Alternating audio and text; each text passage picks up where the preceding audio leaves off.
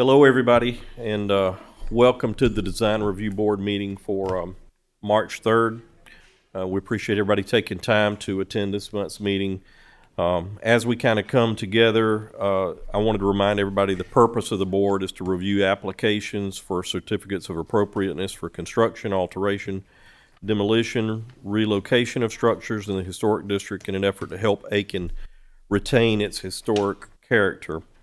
We'll begin in a few minutes by reviewing our meeting minutes from a prior board. After that, the board will vote on the minutes, and we'll begin calling applicants up to the podium. Normally what we do is the secretary will read off the application, and while that's going on, if you want to go ahead and make your way up to the podium, that will be fine. And the first thing we'll ask you to do is to state your name and address for the record so that we can go on the record. Also, if you're not speaking into the microphone, people who are watching online can't hear you. So I'd ask you to stay at the podium and continue to speak into the microphone. And if you want to point at the visualization, I think there might even be a laser pointer up there. So you can kind of point from a distance if you need to point at something on the application. Other than that, we'll also ask for people from the public if they have any comment, and we'd ask them to also state their name and to limit their comments to 5 minutes. Just because of trying to get through a big set of applications tonight. So having said all that, I'll ask if there's a motion on approval of the minutes. Mr. Chairman, I'd like to make a motion that we amend the minutes on,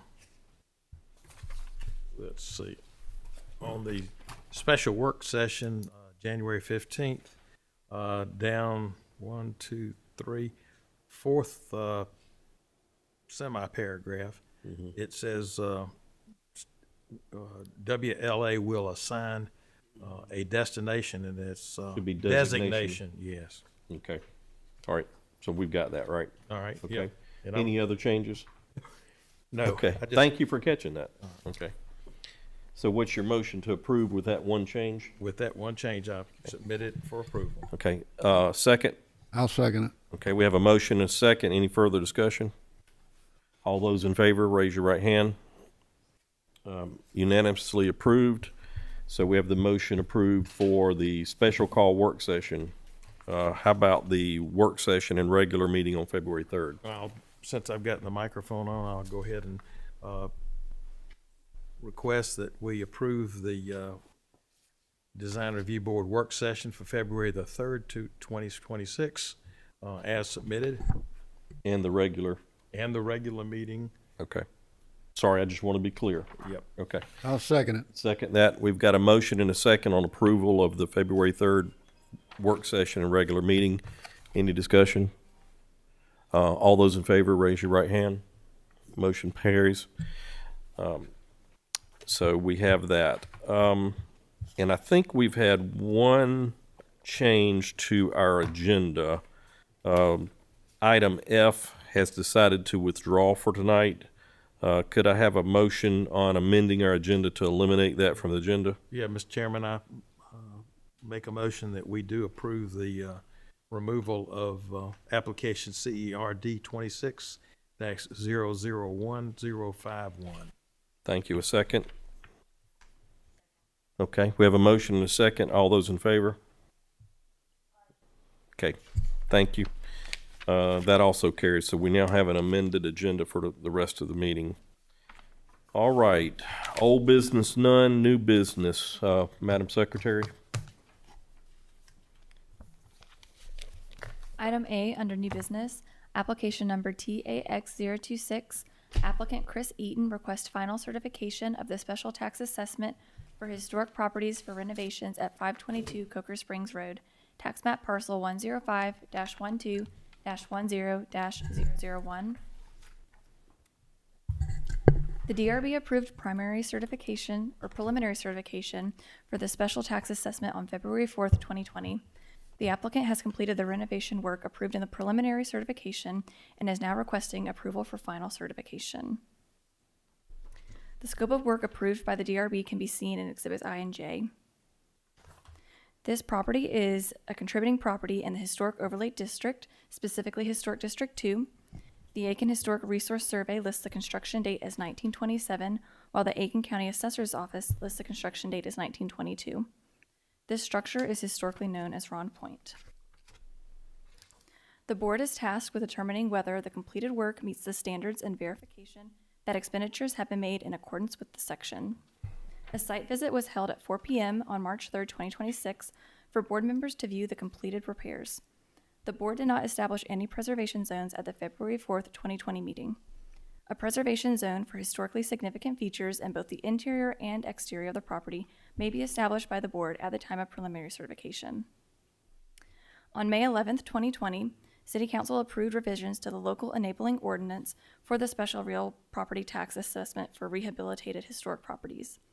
These revisions included the establishment of the preservation zone for participating properties to be considered at the time of preliminary certification. 522 Coker Springs was one of the few properties that was enrolled in the program which had already received preliminary certification but not yet applied for final certification. Therefore, the establishment of preservation zones will need to be reviewed at the time of final certification. The applicant has provided receipts for a total of $937,642.04 worth of work that has been completed and was paid for within the required first 2 years after preliminary certification. The Aiken County Assessor's Office has verified that the market value of the property in 2020 was $1,108,810. The cost of the proposed rehabilitation work must satisfy the minimum expenditures for rehabilitation requirement of 20% of the fair market value of the eligible buildings. The 20% minimum expenditure for this property equals $221,762. The board should review the completed work to ensure that it adheres to the following standards in Code of Ordinances 38-8D1A2.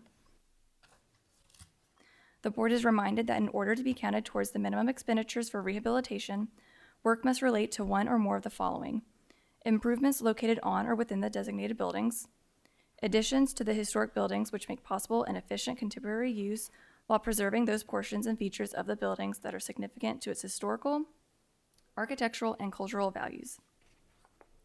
Costs associated with new structures or the addition of rentable habitable floor space not attributed to efficient contemporary use of space within an existing historic structure shall not be included in the calculation of eligible cost. Architectural and engineering services attributed to the design of the improvements and costs necessary to maintain the historic character or integrity of the designated buildings. Okay. Chris, please introduce yourself. Chris Eaton, 522 Coker Springs Road, Aiken. Anything you'd like to add to the staff comments? No, I don't think so. Well, I can say for you that it's been a labor. It has. That's right. I have one regret. My husband just heard how much money we spent. I apologize for that. Obviously, we just did the walkthrough, and I was so impressed with every aspect of the home inside and out. So thank you for allowing this team to come out several years ago and review what you wanted to do and to come back and see what you've actually done. Personally, I thought it was just all awesome. It could not have been a better couple to embark on and take on this huge project. You've just your attention to detail was obvious. So thank you for what you did. Thank you. Any questions from the board or comments from the board for Ms. Eaton? I think that the record should reflect that they did an excellent job in returning the house to its original appearance when it was constructed, and it's a Willis Irving house. Okay. Not sure that made it on the record, but it's, there we go. But I agree with you. It's a Willis Irving house, and this definitely moved it back closer to the original design, and that is very noteworthy. So thank you. Okay. Not hearing other questions from the board, I'll ask you to sit down, and we'll see if there's anyone from the public want to comment about this application in favor of the tax exempt status. Anyone opposed? Want to speak? All right. So now I guess we're moving on to our motion. Let me ask you a question, Rebecca. Do we need to reference in the motion which of the criteria or anything that you have on the back page about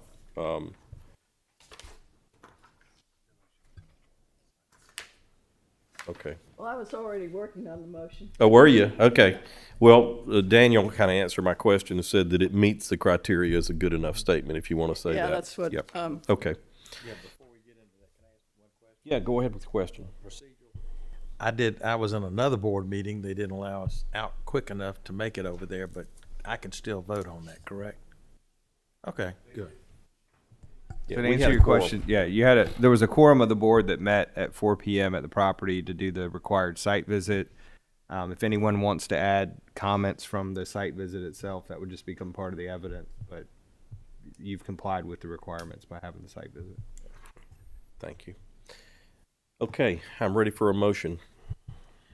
So, Mr. Chairman, with respect to application for final approval of special tax assessment number tax 026, I move that we approve this application for 522 Coker Springs Road Southwest on the grounds that the completed work not only meets the standards, but definitely exceeds the standards required for this preservation. Thank you. Do I have a second? All right, we have a motion and a second. Any further discussion? Okay, then I'll ask for all in favor, raise your hand, right hand. It looks like it's unanimous. No? Any nays? Okay.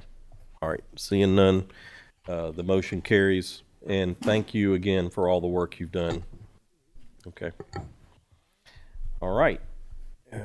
We're ready to move to the next agenda item. Item B under new business, application number CERH26-017-amendment. Applicant Winston Good is requesting approval to amend window sizes and porch materials at 726 South Boundary Avenue Southeast, tax map parcel 121-10-23-004.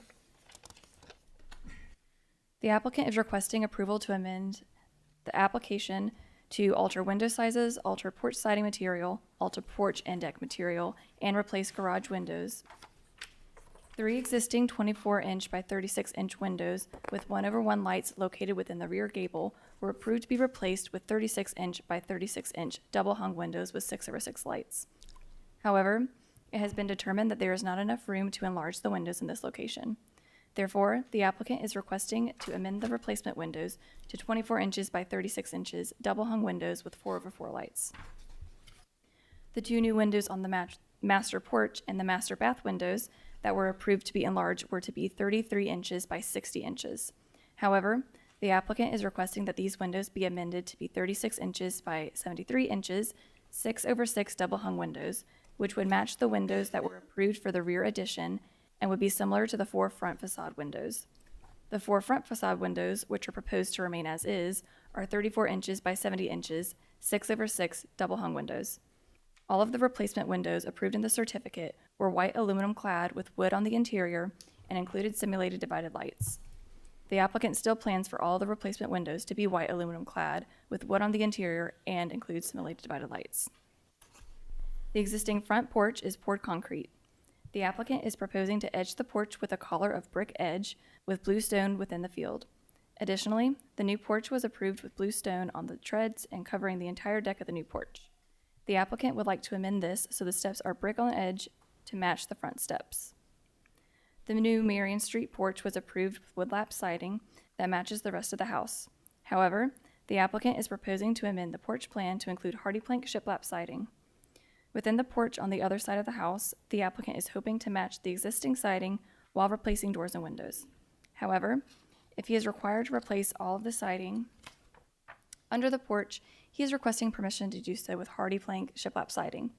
The trim and shiplap siding are proposed to be painted Benjamin Moore Palisade white, which the applicant describes as slightly creamy, and the woodlap siding painted Benjamin Moore camouflage, which the applicant describes as a pale green.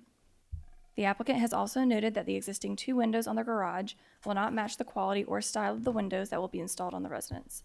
Therefore, he is requesting approval to replace the existing 36-inch by 37-inch windows with 36-inch by 60-inch 6/6 double-hung windows. The proposed new windows will match the new windows to be installed on the upper 2 gables of the house. The applicant is further requesting approval to install shutters on these 2 garage windows. The shutters will match those that were approved to be installed on the main house. These are the Atlantic Shutters Architectural Series. This is a fixed louvered shutter with a faux tilt rod.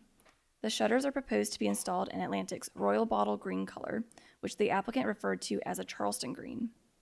This is a contributing property located within the Historic Overlay District, specifically Historic District 2, and is zoned single-family residential RS15. The Aiken Historic Resource Survey card lists the construction date of the residence as circa 1890. The Aiken Assessor's website lists the construction date of the residence as 1917. I'm Winston Good, 2318 Beverly Drive, Charlotte. Okay. Anything you'd like to add to the description given by the staff? Just tweaking the details of something that's already been approved. When I went through your documents, I could tick and tie everything you were saying, so I congratulate you on the quality of your application. Thanks. And I didn't have any issues with any of the proposed changes personally. Does anyone else on the board have a question? No? Okay. Uniform. All right. Okay, well, we'll take public comment. Thank you, sir. Anyone in the audience like to speak in favor of this application? Anyone like to speak opposed to this application? All right. Seeing none, I will ask a member of the board to make a motion. Mr. Chairman, I'll make that motion. I'd like to approve certificate CERH 26-017 as amended today, because the changes are similar to what we've already approved and they fit with our guidelines. Second. Okay, we have a motion and a second. Any further discussion? Okay, then I'll ask all in favor, raise your right hand. All opposed, seeing none, it's unanimous. Thank you for your time. Okay, Madam Secretary, ready to proceed. Item C, under new business, application number CERH 26-040. Applicant Danielle Ruzinski of South Point Construction is requesting approval to replace roofing at 1018 Hain Avenue Southwest, tax map parcel 104-19-17-009. The existing roof consists of gray asphalt architectural shingles. The applicant is proposing to replace this with new gray asphalt architectural shingles, with the exception of the porch roof. The applicant is proposing to replace the porch roof with an EPDM material in the color black, because the porch roof slope is not steep enough to meet the manufacturer requirements for asphalt shingles. EPDM stands for ethylene, propylene, and diene monomer, which the applicant describes as a durable and synthetic rubber material. Replacements in kind, such as replacing a gray asphalt shingle roof with a new gray asphalt shingle, does not require approval via a certificate of appropriateness. This is a contributing property in the historic overlay, specifically Historic District 3, and is zoned limited professional. The Aiken Historic Resource Survey card lists the construction date as circa 1930. The Aiken County Assessor's Report lists the construction date of the residence as 1960. Okay, introduce yourself. Jordan Bailey, contractor for South Point Roofing and Construction. Okay, anything you want to add to the application? No, just here to answer questions if there are any. Okay, so the way I understood it was basically all you're asking permission to do is to do the low slope areas in the EPDM. Yes, that is correct. Okay, and there was a question in the work session about the color of that. Yep, What color? it's black. Black. Yes. Do you think that'll be visible much from the road to contrast from the gray? It will probably be minimally visible due to just how far back the house does sit off the road. You will be able to see parts of it. You won't be able to see in large as the photo depicts here. Mm-hmm. You'll be able to see minimally that there is a black non-asphalt type material on that portion of the roof. Okay. All right. That was all my questions. Any questions from the board? Yeah, I just had one, just the elephant in the room. Does it come in another color other than black? It does not. That's what I knew that. I just wanted to get it on the record. Thank you. Yes, sir. Okay. Anybody else? is going on the porch roof. It's only going one place on this house, because I think the application, now see, that's not the same house. No, that is not the same house. So that's why I wanted to bring that up, because it was a little confusing. This was a previous job that we had done to just show you how we label it on an estimate of ours. And then if you scroll to the next photos, it shows the actual material after we have installed it.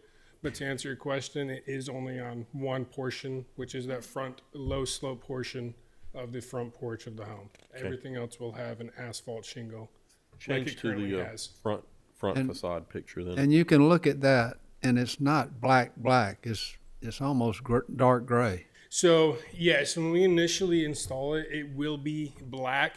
Over time, it is a rubber material. It will fade to a gray, so it will end up actually matching the gray shingle. It just won't initially. Can't tell you how long it'll take for it to actually fade, but it will eventually become a gray color. Can you point out in the photo the area you're going to be doing the low slope? So Far towards left. the front left, that's right over the front door. Right.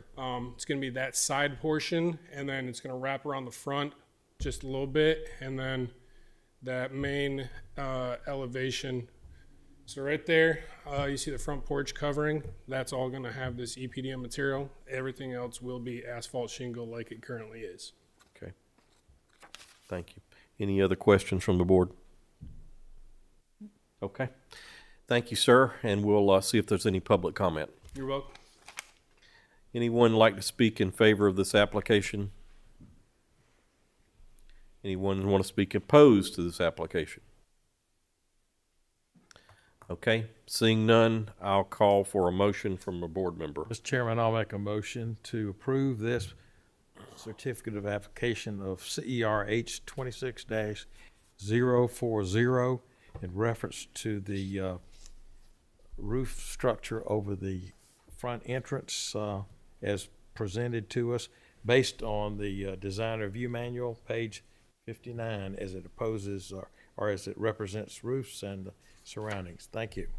Okay, do I have a second? Chairman, I just want to make one quick comment. Absolutely, yeah. The thing that I found helpful in here, the only thing I found helpful in the design review manual was the statement that a weather-tight roof is essential to the preservation of the structure. Which is true, yeah. Sounds like this is a good plan. Okay, all right. I'll Is that a second it. Second, Leland? Did you? Yeah. Yeah, okay. All right, so we have a motion, a second. Any further comments? Thank you for that, for Lucy. Thank you for that comment. Okay, let's have a vote. All in favor, raise your right hand. All opposed? Seeing none, motion carries. Thank you very much.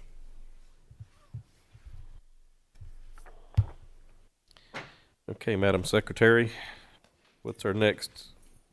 Item D, under new business, application number CERD 26-001037. Applicant Will Rogers is requesting approval to construct 3 new single-family homes at 1205 and 1209 Park Avenue Southeast. Tax map parcel 121-11-19-001 and 002. The applicant is subdividing these properties into 4 parcels. However, the applicant does not yet have any plans for the 4th lot on the corner of Park and Beaufort. These parcels are currently vacant. The proposed 3 homes would face Beaufort Street and include a mix of 1.5 and 2-story structures. The proposed elevations for the 3 structures include a mix of 6-inch fiber cement board siding, brick and stucco crawl spaces, architectural shingled roofing, and metal roofing. The applicant is proposing to use Windsor Pinnacle windows and doors for the new cottages. Cottage A is a 1.5-story residence with 6-inch fiber cement board siding and Benjamin Moore's Super White, an Owens Corning architectural shingle roof in the color bourbon, and a basic red brick veneer crawl space. The shutters, top rail on the porch railing, and the foundation vents are proposed to be painted Benjamin Moore's Essex green.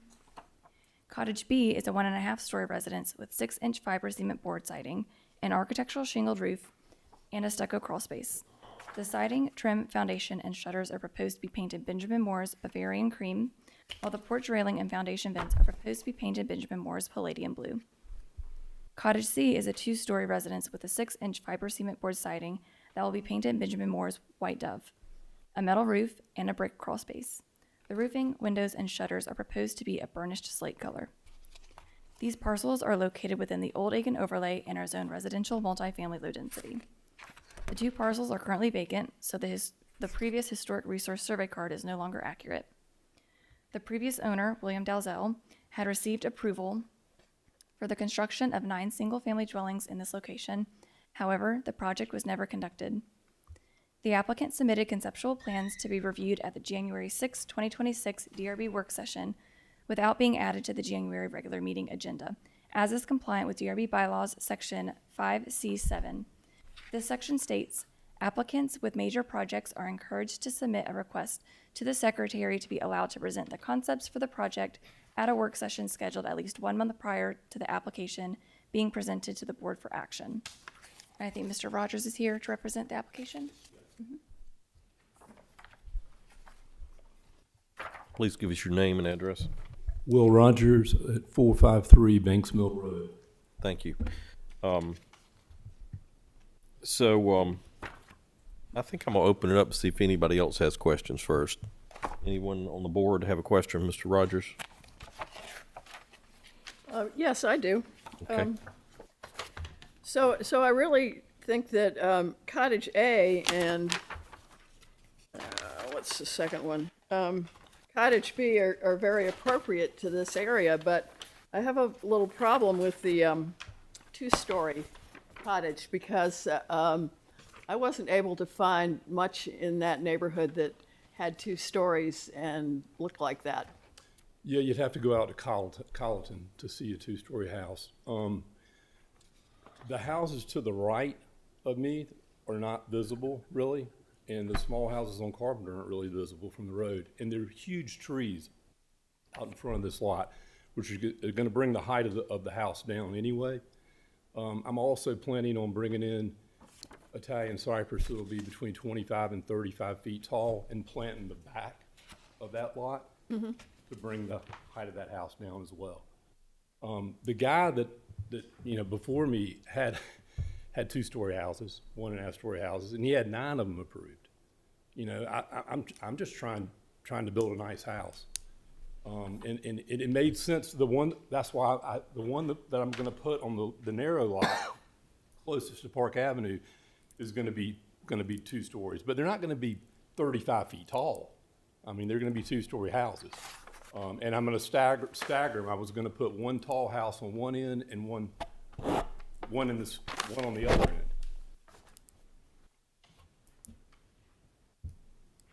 So I'm trying to bring. I don't want it to look tall. I don't think it's going to look tall. There's humongous trees out front. Go to the artist renditioning, if you want to call that, or the street view of the project. I had somebody. Yeah, they're back up. You didn't get it done. Yeah. So Lucy, you said you liked the one on the far right and the second one down to the left from there. Yeah, the 2 1.5-story ones just seem to Fit better. better into the neighborhood than the 2-story. The only 2-story house I found was farther down Colleton. It was like a Victorian, very large, nice house. It's right on the corner of Buford and almost a Buford. Well, it's 1 block, a half a block over. So on the 2 ones that Lucy liked, I forget what the reference was. Are those 1-story or 1.5-story? They're both 1.5. So they're really 2-story houses. It's just 1.5. Yeah. And that's the reason you don't see the roof line change a whole lot, even for the 2-story. And I was trying to build, I wanted to build cottages. I didn't want to build anything too big, but, unfortunately, the cost of building now and the cost, what I paid for that piece of property, I have to have a little space in there. Yep, And have some more I felt square there was a footage. need for that in the city. There are no 2,800 to 3,100 square foot houses in downtown in the city for sale that are new. It's certainly going to be an improvement to the area. The property was zoned commercial originally. It's RML right now, and I'm not going to build 9 houses there. You know, the other lot, I was just gonna beautify the lot and sell it. Actually, my wife owns it. Ex-wife, And that's the one on the corner yeah. that's got that design on it, but No, these four are on one lot, and the other lot is on Buford, and it goes through to Berkeley. And that's the lot that we'll probably end up selling. okay. So that's in the back. Yeah, Is that what you were talking about? exactly. This right over here. So that's this piece of land right here. It runs all the way back through Berkeley. Gotcha. Can you explain your driveways? They're 10 feet? Yeah, yeah. No carport or anything, just pull in? No, there's no carport. No. And I was gonna try to do parking out front like you see up pretty much all over Aiken where you go down to Williamsburg, they did, Tom Right. Sargent did the same thing on that house he built on the corner. It comes right out to the street and there's a little gravel and he planted it. Is that how you visualize this? Is that Williamsburg, the original? It's gonna Nice be, little thing like this? it's gonna be nicer than that, but it's gonna be very, very similar to that. Those houses are much closer to the street. I have these houses staggered because y'all like things staggered. But I was out there today and I was looking at those trees and I was like, it really makes more sense to set all those houses back 30 feet to stay further away from the tree roots on those big, huge trees, because that's what makes the whole lot pretty, or the big trees. And so that's, And I guess that was my question, because on your drawing, it says 20% rear setbacks. yeah. But did you consider rear driveways No, through there? no. I've got a question. The lot on the left of those three houses that's on the corner of Park and Buford, that seems awfully small. Are you gonna try to sell that and put another No, house on it? I'm gonna build, the house that you saw in the sketch is McDonald Law has that right now. They're doing that, the architecture for it. That lot is more narrow because of the trees. Like I didn't want the trees to be right in front of the house. So I had to make that lot more narrow to stay away from that tree, that first tree to the right. If you pull the site plan, I don't think she has a site plan with the trees on it actually. But you could see the big tree, the first big set of trees that's somewhere right along here. I just think that's very narrow lot. It's gonna look, You know the the house dimension. you put on it's gonna look different than the other Yep. three. But that lot is 52.15 wide. I think the ones that were approved before were only 50.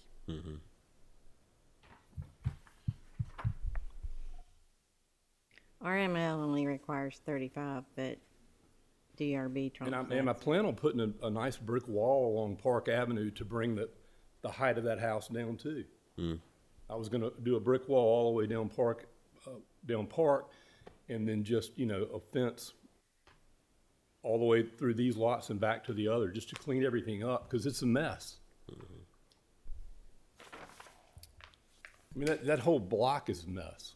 It's certainly an improvement over what's there. Yeah, I mean, it really is. I mean, What type of house are you gonna build on that narrower lot? the narrow Back to lot, that, this one right there's the here, sketch right there.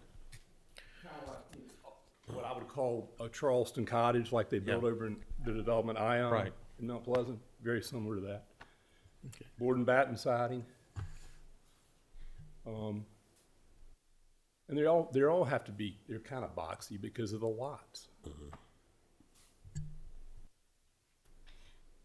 You're in the process of dividing the lots, or they've already been I divided? haven't subdivided the lots yet. I wanted to make sure I got DRB approval before I tried to do that. Okay.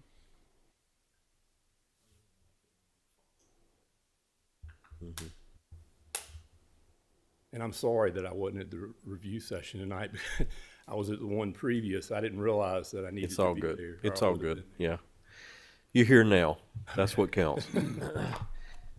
Other questions? Okay. Mr. Rogers, we'll let you sit down and we'll see if there's any public comment. Anyone in the audience want to speak in favor of this application? Anyone? Okay, come on up. Give us your name and address.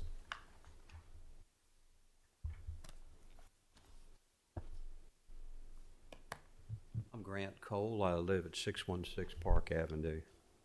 I'm familiar with the property somewhat, and the surrounding homes, they need some help, that's for sure. And this used to be a cinder block plant, my understanding. And one of the things as far as the, maybe see the site plan, please, again. The things that I found favorable, if I can walk over here. Sure. This area here is a 25-foot setback from the road because it's a railroad easement. So I think the concern over the narrow home site would be eliminated by virtue of just the visual, you know, because you've got 25 feet there. It's not to say that, you know, the home won't match the setbacks on the house beside it. Am I missing something? Seems like, you know, from a visual standpoint, it won't look like it was just stuck on there with a shoehorn, you know? Yeah, I appreciate you Trees and pointing that out. Yeah, the trees and the foliage on the properties in the front is really nice. And I think the way he's got it laid out, he's gonna save all of them. Maybe one of them's in decline, but it'll be attractive comparison to what's across the street and what's down the street beside it, you know, and what's on, you know, in each direction. Anyway, So we can put you down in favor? yeah, that'd be fine. Okay, yeah. all right. Maybe you'll cut me a deal. I don't know. I'd love to All right. live there. Thank you for Y'all take speaking. care. Thank you. Okay, anyone else in favor? Anyone opposed like to speak? Okay. We are ready for a motion from the board. Let me ask a clarifying question, because we're really approving 3 projects. Is it just 1 COA or 3 COAs? He's put all 3 houses under one COA. Okay. All right.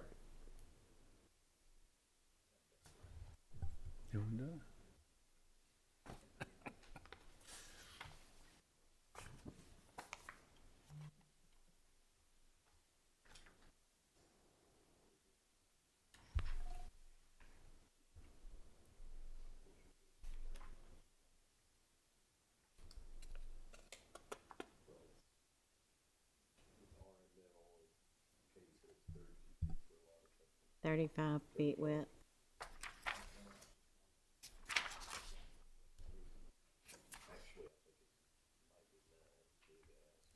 What?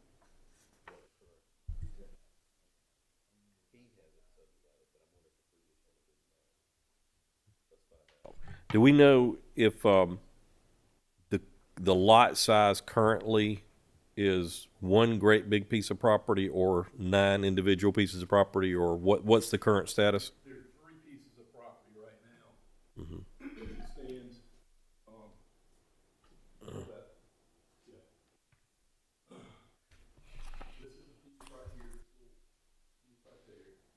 Then this whole thing is Okay, and this whole thing. gotcha. So I was gonna combine these 2 Mm-hmm. and have this take this block and that goes block. Okay. So that is, So it zigzags out through the properties. and we are taking into consideration, stormwater, even though we're not doing remediation for that. We're gonna put swales in, and they're gonna be heavily, if you look at the landscape plan, it's gonna be heavily planted with hollies. It'll run out and Is there a drain landscape the plan? driveway, gravel driveway. Yep. Thank you. So I think, There's no storm drainage out there anyway, so, you know, there's storm drainage would be practical. Yep. And then all the neighbors, if somebody wants a retaining pond or anything else back there. I mean, not that I'm gonna do that, but we were Yeah. gonna take that into consideration, because at one point I did think about developing the whole thing, and then I got into that whole okay. can of worms, and I was I don't, like, "Forget it." yeah, I don't think we're concerned about stormwater runoff. What we're asking is, Rebecca, is can we approve COAs for 3 lots that are currently really 3 structures that are really currently on about 2 lots? Yeah, I spoke with the planning director on whether the subdivision should be conducted before it comes to you guys or whether you could review it first. She said it could come to you guys. I think maybe if y'all are concerned about the fact that the parcels are not subdivided yet, maybe you can make your approval contingent on that subdivision being completed. It's currently it's 2 lots that he's working to subdivide into 4, and 3 of those homes would go on each of those 3 lots. And what was the zoning, the current zoning of the property, the 2 properties? Residential multifamily low density. All right. I'd have to look at y'all's zoning ordinance to know. I don't know off the top of my head. So should we do a contingency? Yeah, and maybe you could ask the applicant if he's aware of. Would you come back up, Mr. Rogers, please? I'm sorry. I want to get you in front of the microphone. No So problem. this is more of a procedural issue. Okay. No problem. And so Daniel Platt, I'm the attorney that helps out with the DRB. Do you know without the subdivision, because as I understand your plan, you're going to ask that these 2 lots be subdivided into 4 separate lots. I'm just gonna combine the slither with this lot and subdivide the whole thing into 4, yes. Right. So because right now it's 2 different parcels, and the 3 homes you're trying to build are going to be on one parcel or partly on 2 different parcels. Well, they would be on the 2 parcels, yeah. Right. I would ask Fareed to combine the 2 together and then subdivide it into 4. And the legal question I have that I'm trying to work through to help the board out is whether or not under the current zoning of those 2 parcels, could you build 3 houses? Do you see the difference? We know if it was subdivided into 4 parcels and the city's approved that, then you can build a single family home on each one of those parcels. But that's the question that we're trying to get figured out. I guess I don't understand what you're asking. Well, Yeah, so if you own one large piece of land, Yeah. the city's zoning might not allow you to put 4 different single-family homes on that one piece of land. Yeah, I understand that. Yeah, It'd have to be subdivided into 4 lots. and And you're asking the board to approve the building of 3 different houses on land that isn't currently subdivided in that way, correct? So the So- plan we see right there. No, would- I have not subdivided that lot. It's one lot right now. Down below is 1 lot. There's 2 lots. There's one little slither, and there's the lot below it. Daniel, this has been one of my bones of contention, that there should be an application to divide the lots instead of the planning department just doing it without DRB knowing it. Right. So we're in a catch-22 right now where we're looking at both situations. We don't do much with RML zoning. So the underlying zoning code, it's new. Every meeting we do new things. But I think Yeah. that's part of the confusion. So I I do. actually missed the meeting last month because I was told that I need to have it subdivided first. And then I went back in and I was told, no, you don't have to have it subdivided first. So, I mean, I'm willing to do it any way you guys want to do it. I'm not hard to get along with. I'm just trying to I build think we 4 could do houses. it. And Mr. Chair, I do think that you could do it as contingent on the subdivision of those 2 lots. Well, first off, the combining of the 2 lots and then subdividing them into 4 being approved by the appropriate city department. Because obviously this board doesn't handle the subdivision of the parcels. even though we should. It definitely should be designed in a way. I've offered this legal opinion before. Yeah. Planning should be getting a recommendation from the DRB before subdividing properties. So I do think this gives you the opportunity, even though it's not set forth in the ordinance requiring it, that you're giving a certificate of appropriateness for a plan that is contingent on it being divided in the way depicted here on the screen right now in these 4 lots. Okay. All right. I think we're good. Thank you. Okay. I have one more question. All right. Is there a landscape plan in our, I don't, Well, there's plants on that one right there that's on the screen. Yeah, and you can see the Oh, okay. the legend on the right. Gotcha. And actually, we revised that. There's gonna be even more, there'll be hollies in between each lot in the swale. Okay. RML.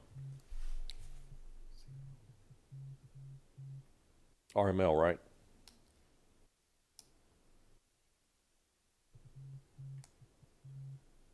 Mr. Chairman, can I make a motion or not? Yeah. Let's do one. It needs to be contingent on subdivision. Okay. I move we approve certificate application CERD 26-001037.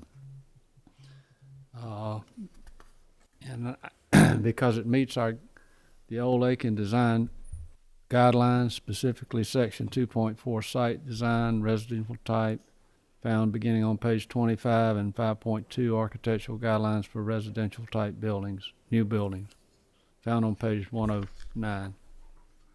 And it be contingent on the approval from the proper city Planning. planning to make it, to combine the two parcels and then divide them into 4. As drawn. Yes. Okay. Are you okay with that, Daniel? All right. Do I have a second? I'll second. Okay, we have a second. Any further discussion among the board before we vote? I have a comment about why I'll be voting no, Yeah. which is according to the Old Aiken guidelines, new construction. It basically says that buildings should be consistent, like either 1 or 2 or 3 stories, and I find that the 2-story is not consistent with the nice 1.5 story. So, Okay. and Thank since you. it's all in one, I have to vote against it. Okay. Any other comments? Okay.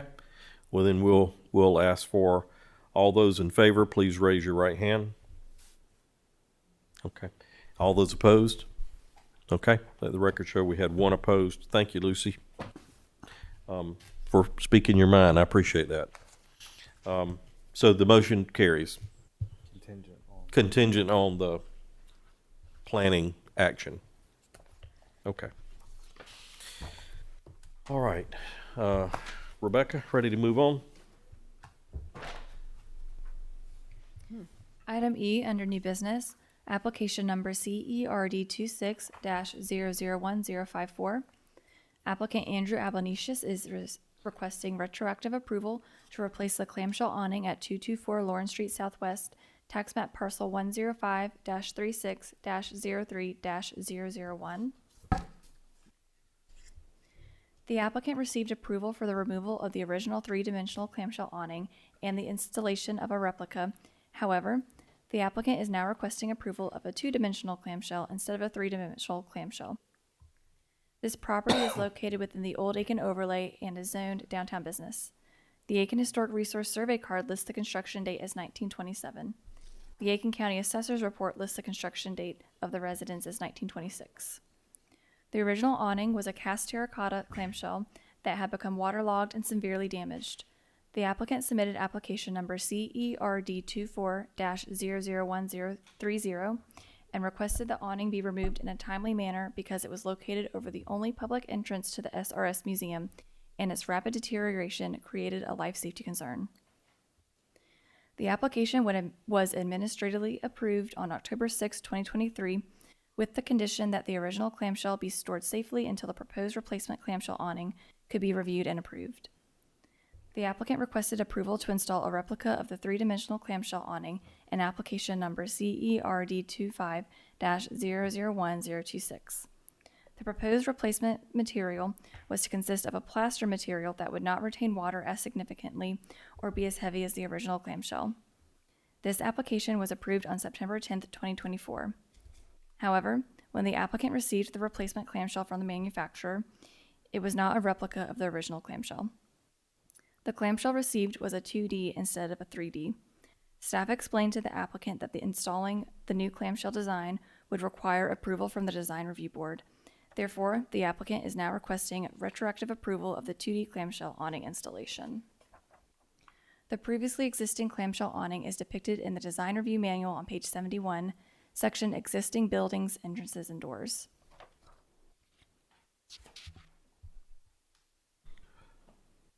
All right, Andy, please introduce yourself and let us hear what you have to add to that. You want me to spell my last name as well? I do. It's Andrew Albanesius, and it's Albenesius. And I have a home on 1489 Forest Hill Drive in Aiken. How long do I have? As long as you need. I want to do a commercial first for the SRS Museum. Okay. Because we moved in 2015. The county allowed us use of the building. The building had been unoccupied for decades. They used it for storage, which dials into this story, but it was not maintained. The building was not well maintained. But I do want to tell you that we've invested $750,000 in exhibits in the building. We have over 10,000 folks that, through our public outreach, mostly to schools and students, but also visitors to the museum. So we've made a pretty big impact in the fabric of Aiken, the historic part of Aiken, which is the SRS, history of the SRS. So we value historic preservation. And by the way, I don't own the building. The building is owned now by the county. It was owned by the Friends of the Library for a long time. The county had leased it from them, and we were allowed to set up shop there without a lot of other help. So we ended up doing a lot of work that otherwise we would not have, because it's not our building. So one of the things, the clamshell was in disrepair. We had an assessment done out of a company out of Charleston. And the cost estimate was very Charleston-esque estimate, was extremely high. It was $250,000, and that was a high spot estimate. Not realistic for a nonprofit to do. So we just drove on. You see some of these pictures up here that where we have supports put up under the clamshell because it was deteriorating and degrading, and it finally did get to the point where it was prudent to have to take it down because there were pieces of it falling down in the only entrance, public entrance to the building. So that happened. We had pursued a number of different options to try to replicate this clamshell, which we value doing that. We actually led a contract with the contractor Drywood out of Florence that was actually recommended by Terramera, who did the original assessment. We got a quotation from them. We let the contract, assuming that it was a three-dimensional clamshell that came in delivered as a two-dimensional relief, which was on me, and I missed it in the review. He also says that he told me that. I can't say.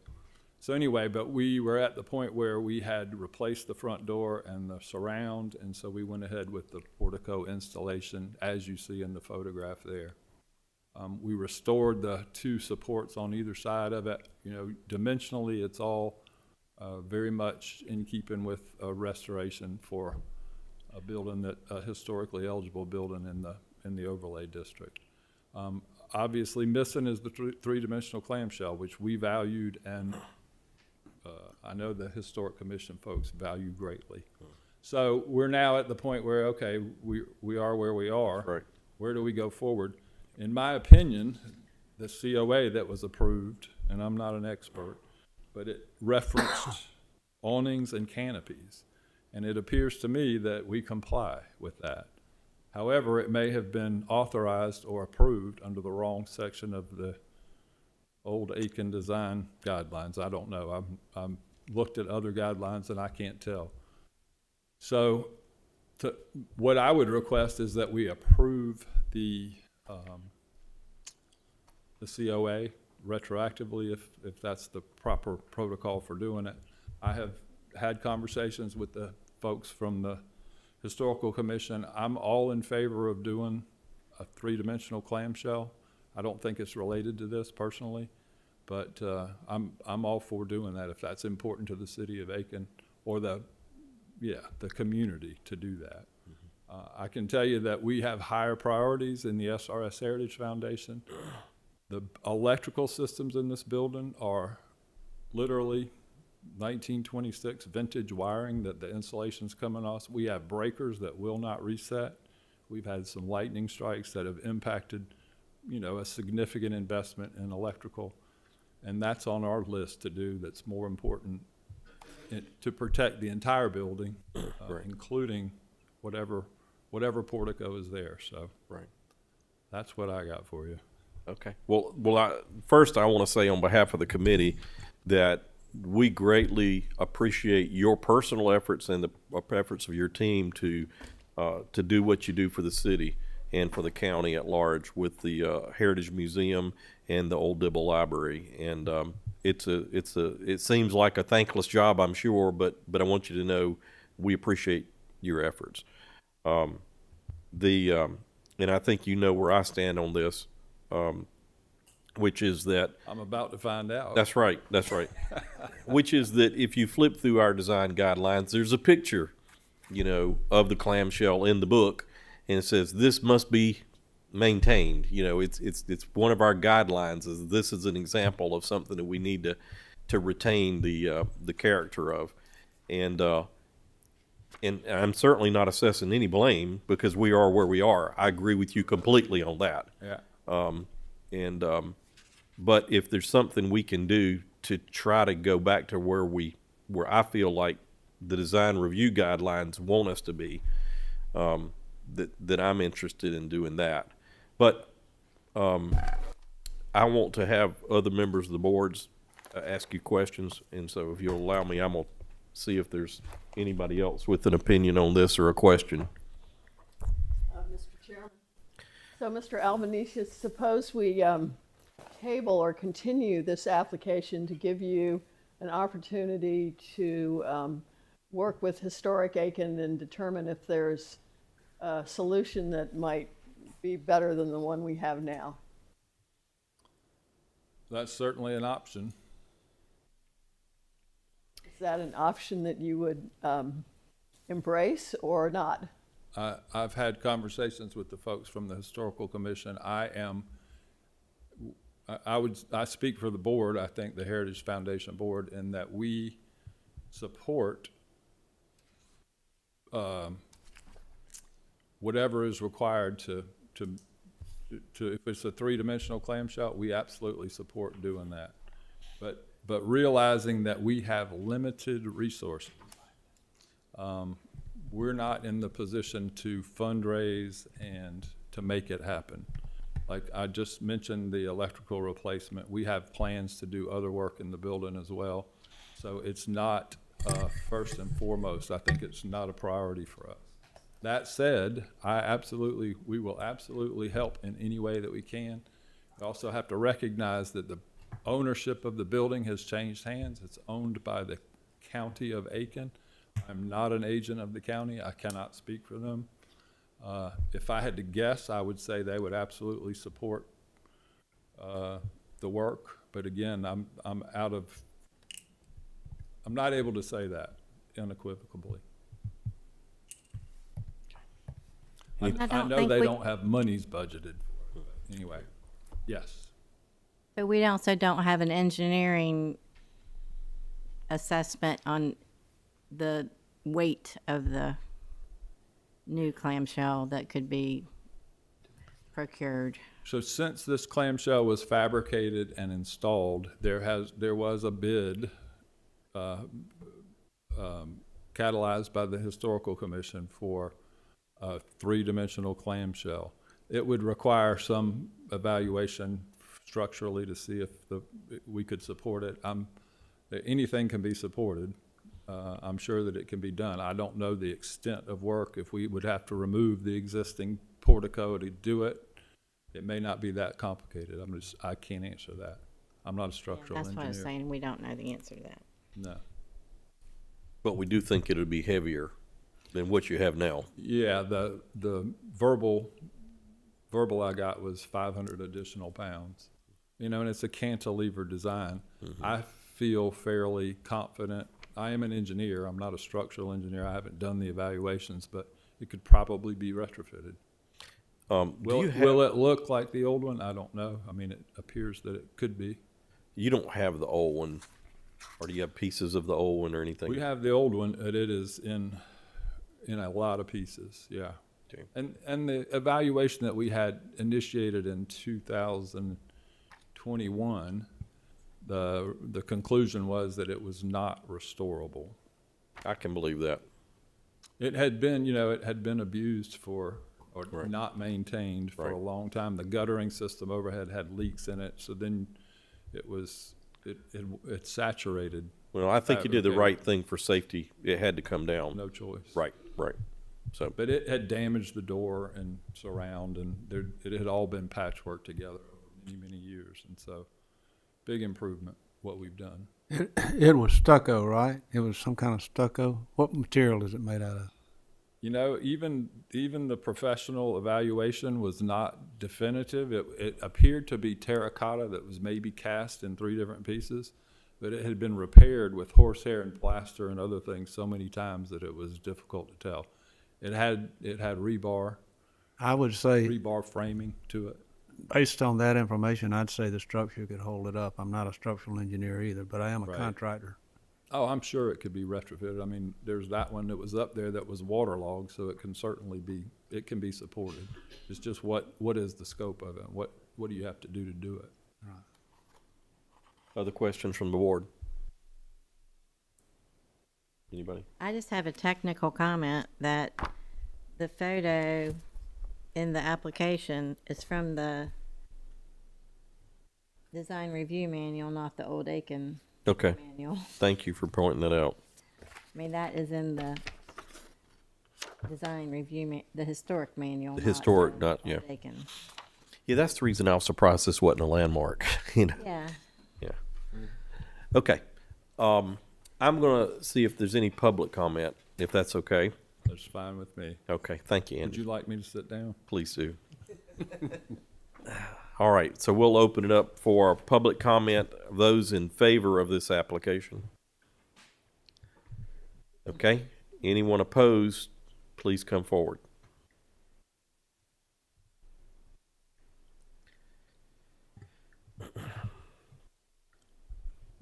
Hi, Linda Johnson, 515 Parkside Drive.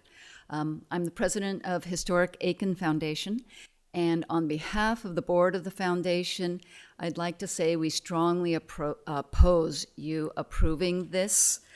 We really appreciate what the SRS Heritage Foundation has done. The displays inside the museum are fabulous. They've done a lot of work on the exterior. I know that Mr. Albanesius has personally invested a lot of time and energy for 5 years on this. We do appreciate all of that.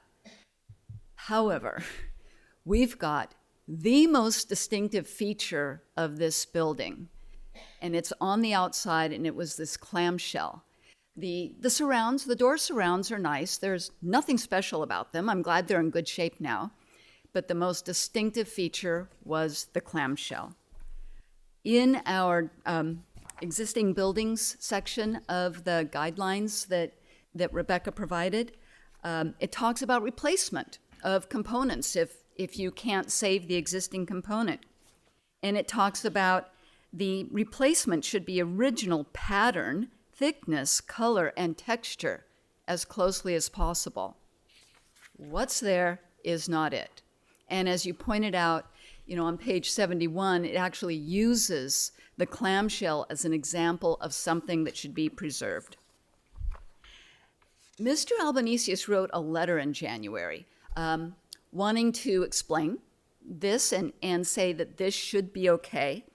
And he talks about how the guidelines say that for deteriorated historic features, they should be repaired or rather than replace, where the severity of deterioration requires replacement of distinctive features.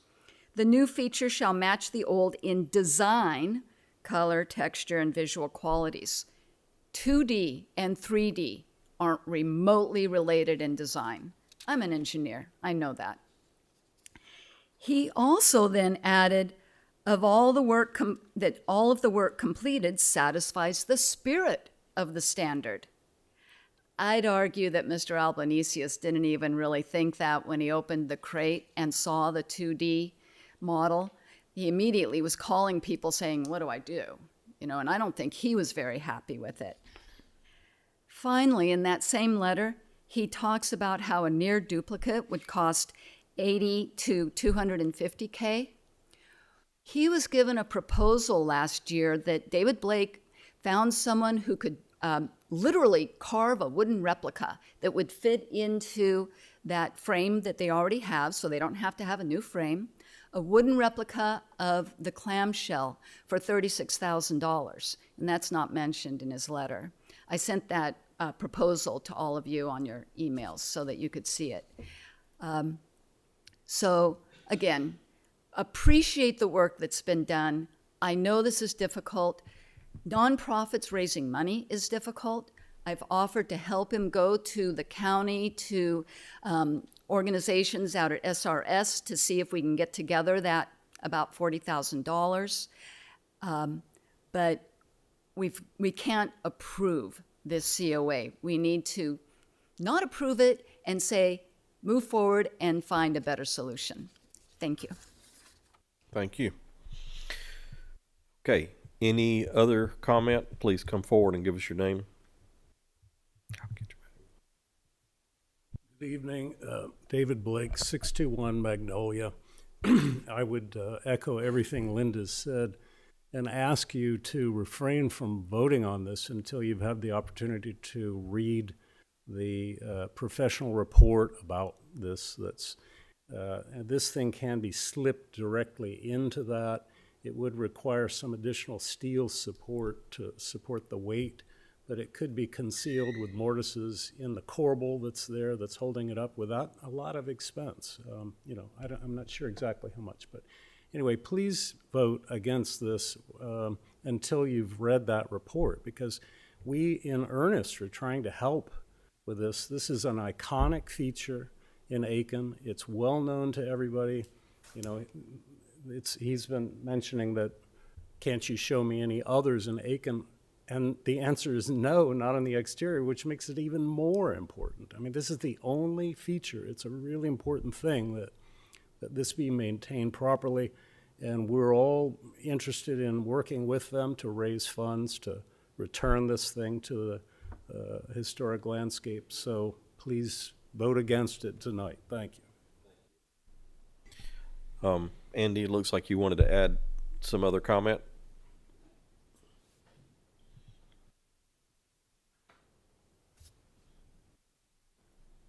Yes. I would just like to say that the proposal for the additional, the unsolicited proposal that came in was well after everything was installed. The folks came and wanted to help, and we accepted that. So that's a different subject. But, again, can it be retrofit in there on what we've done? I mean, I think the answer, as I stated before, is yes. I think that, again, I'll repeat that I think that us addressing the electrical systems right now is the most important thing that we can do for the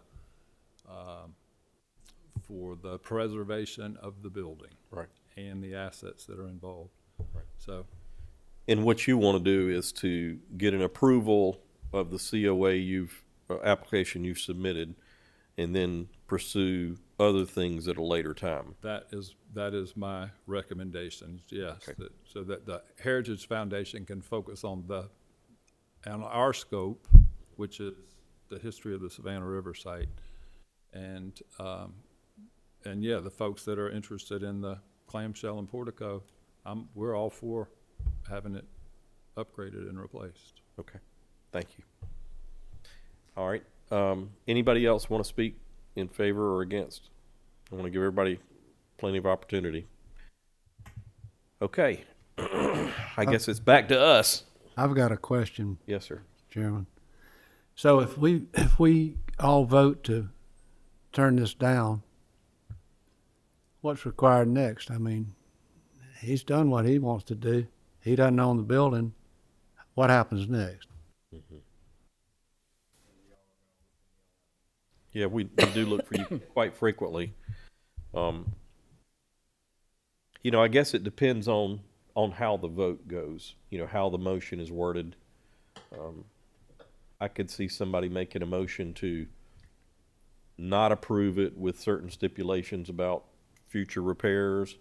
I could see somebody agreeing with Andy to say, let's just approve it the way we've got it so we can move on and start on the additional work. I think it really depends on how the motion's worded, quite frankly. I mean, I've even heard somebody say that that maybe we should table it for now. I do know that our guidelines state that we have 60 days or something to work on applications, and so as a board, I feel like we have a clock, you know, ticking. If the applicant consents, which might be in his best interest. I understand. Yeah. Yep. But we can always have somebody come back with a different application in less than a year or two. You know, it can't be the same application. You know, if we vote against it, it has to be substantially different to bring a new application. So, I understand what you're saying, though. Yeah. It just seems that to continue it or table it and, you know, give Right. people who are interested an opportunity to see if there's a good solution Right. would be in most people's best interest. I understand. I understand. I agree with Lucy at the fact that there's no outstanding issue with the construction. So far as the safety, it's been replaced. The only question we have is whether or not it was replaced that would satisfy all the requirements that we are faced with marshaling and making sure that they're there. To the most uncomplicated thing we could do is, like you said, Lucy, is to table it and let the foundation work with the other folks and see if they're able to come to some sort of an agreement. If not, then they can resubmit the application as is. So, Well, it would come, so you can either continue it to another meeting or put it on the table, and then I think it has to come off the table before it's voted on. Isn't that right, Daniel? He's looking up the last question. In all candor to y'all, I mean, I'm trying to research Mr. Reynolds' question because there is an interesting wrinkle here, which is most of your recourses are at the owner of the property. yeah. Oh, well. And the foundation's not the owner of the property, the county is. So really what seems to be boiling up here is there are two parts to this project. The first was kind of the structural and safety elements of the portico itself. And what I'm hearing from everyone is if you just look at the outline of the portico, they did exactly what everybody was asking them to do. And now you have a non-conforming, or what is arguably a non-conforming design element during the reconstruction of the portico. The owner of the property is not here, and the way I understand y'all's ordinance is the recourses that y'all would have go to the owner of the property, which is Aiken County, as I'm understanding it.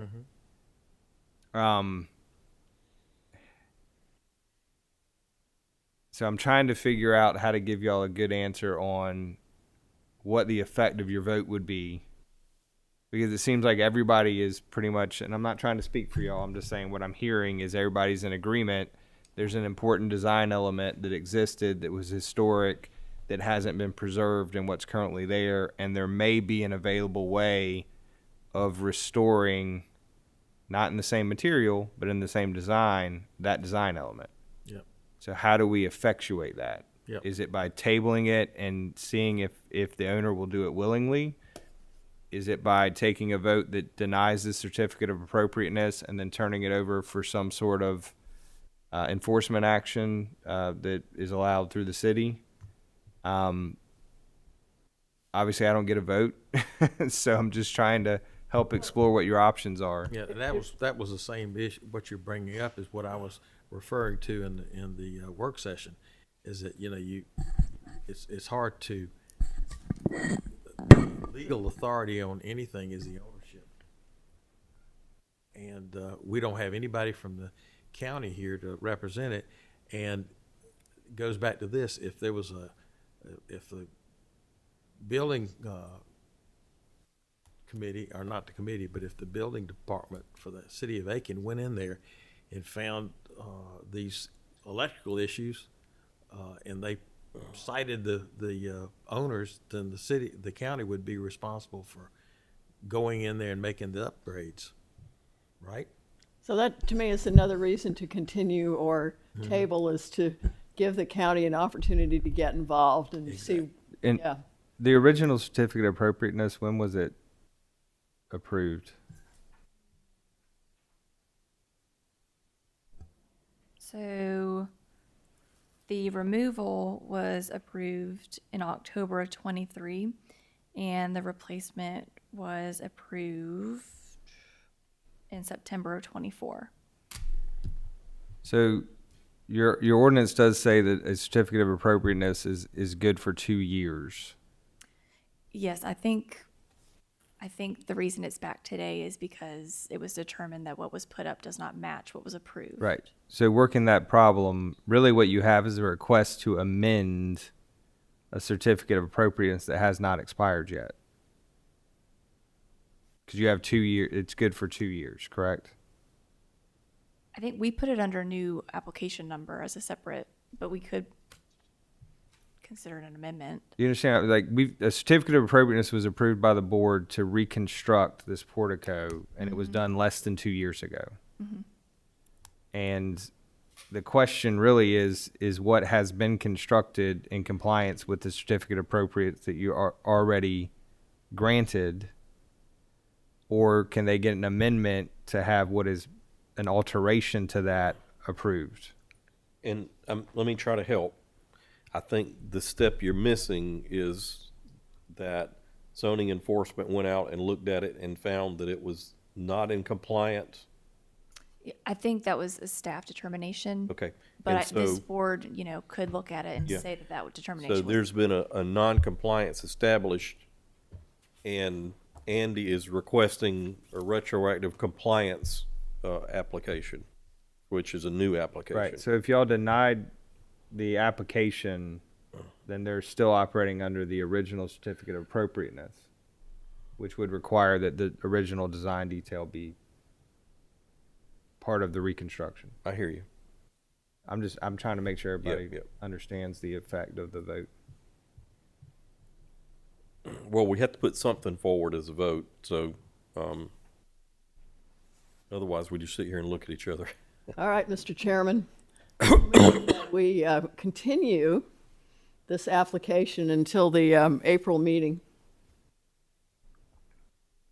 Under, I'm trying to understand what's the goal in that. To get, number one, get the county involved, and number two, give the Heritage Foundation and the Historic Aiken Foundation time to see if there are any workable solutions to this. Okay. Another question. If we denied their request, could they come back and claim hardship case? Say that again. I think it's really hard for a not-for-profit to do that. Because what I remember about hardship, it's, you can't get a profit out of your building. It's kind of what it is. And it usually applies to demolitions.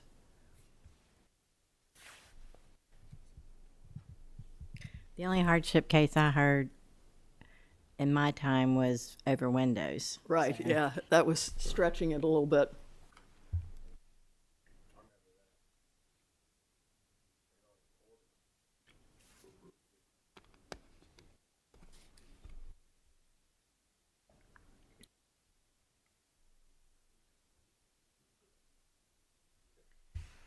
So is your motion out and needs a second? Well, Yes. it still needs a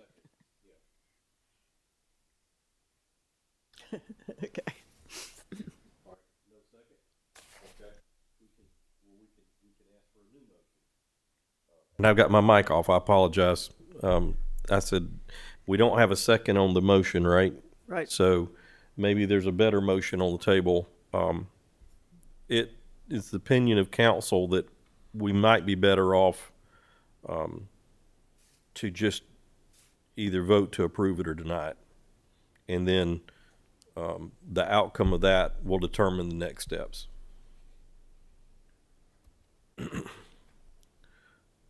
So in other words, if we approve it, then it's okay. If we deny it, then they're going to have to go back to the drawing board and figure out a way to get something that is acceptable. But what criteria do we use to approve it? I'm not telling you what to do. I'm just asking for a motion. Mr. Chairman, I'll try again. Okay. I move that we deny this application because it fails to meet the criteria of the Old Aiken overlay guidelines. Okay. We have a motion. Do we have a second? I'll second it. Okay. We have a motion and a second. Any further discussion? Okay. I think, Mr. Chairman, before we take a vote, I think we need to give the applicant an opportunity to withdraw it at this time, if he'd like, to pursue it. But he's had plenty of time, so. And just for clarification, that's why I was trying to explore what the effect of your vote would be. So there was already a certificate of appropriateness approved to reconstruct this portico with the original design elements. And that application has not expired. They still have 7 months to get into compliance with the certificate of appropriateness that you already passed. This application is actually asking that what is there be approved in accordance with your guidelines. And what I'm hearing from the discussion is the consensus on the board seems to be this does not comply. If this had been the design that was originally put forth, it would have been denied. So if you deny this application, they still have 7 months to get into compliance with the certificate of appropriateness that was already passed. Yep, that's much clearer. Thank you. okay. All right. Any further discussion? Okay. We have a motion and a second. I want to Okay. explain it again, Daniel. Yeah. So y'all passed the certificate of appropriateness in September of 24 for the reconstruction of that portico. And it's actually in your, I was flipping through that. It's in your materials as Exhibit H. And it was dated July 12th of 24 is when the application was made. Y'all passed it in September, if I understand correctly, from staff. Your ordinance says a certificate of appropriateness is good for 2 years. So right now, even though they've got a finished product, it's still under a certificate of appropriateness that is still viable. And what we're hearing from the board is the current construction doesn't comply with that certificate of appropriateness.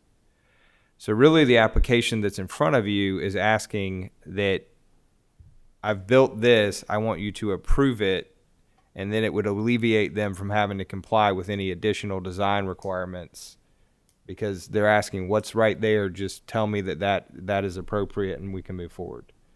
So if you deny that application, they're still operating under a certificate of appropriateness that doesn't expire for another 7 months, because it won't expire until September of 26.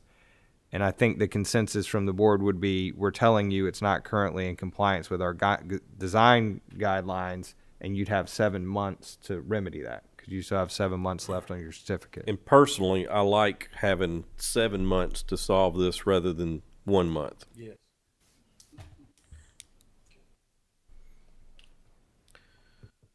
Okay, any further discussion or questions? This is good. I mean, we need to talk it out, so I'm glad y'all are asking State the questions. motion again, please. Okay. Lucy, you want to do it or you want me to? Yeah, it's to deny the, whatever the application is current application. Based on the fact that it doesn't Doesn't meet, meet the, the requirements of the old Aiken design guidelines. yeah. So, Daniel, question. This is for the applicants. Would the city send a document to them, letting them know what they need to do and how long they have to complete it as a result of the vote? What do you normally do when you have a denial? I send out a letter and a statement stating that it's been denied and, what recourse they have.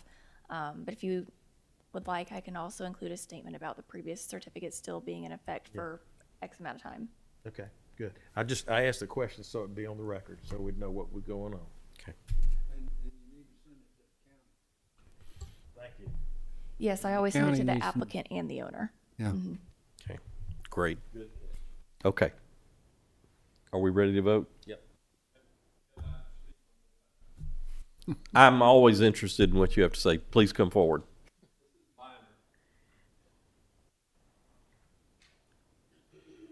The approved, the approved COA references section 3.1.6, which Of is what book?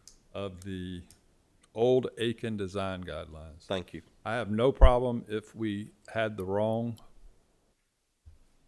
section of the guidelines.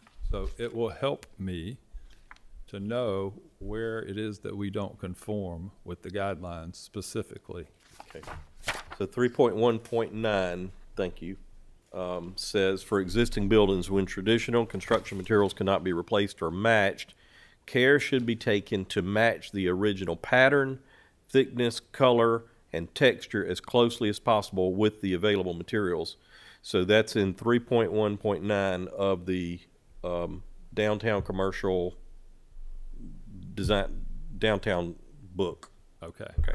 So I would tell you that the COA should be amended to recognize that, or to at least reference that. Because it was, and it may be ignorance on my part, but I didn't go through the entire design guidelines. I understand. I understand. Okay. And I think we should include that in our letter back. Is that acceptable? Yes. Okay. Thank you. Hold on one second. Okay. Awnings.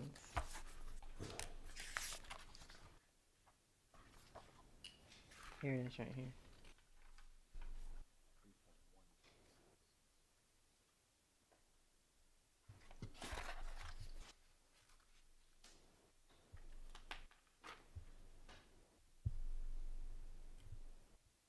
Do we have the wrong reference? The one that I called out a second ago? No, I think that's correct.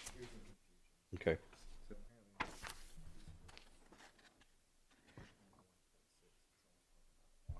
Mm-hmm.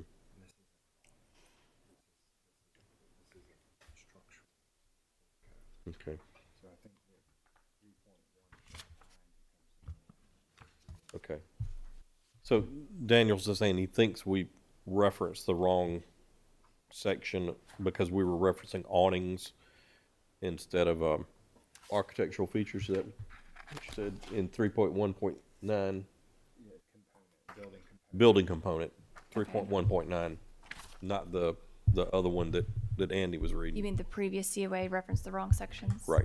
Gotcha. So, The applicant said, and I don't have that quickly, I can't get to it quickly, but I'll believe what the applicant says because he's had amazing candor.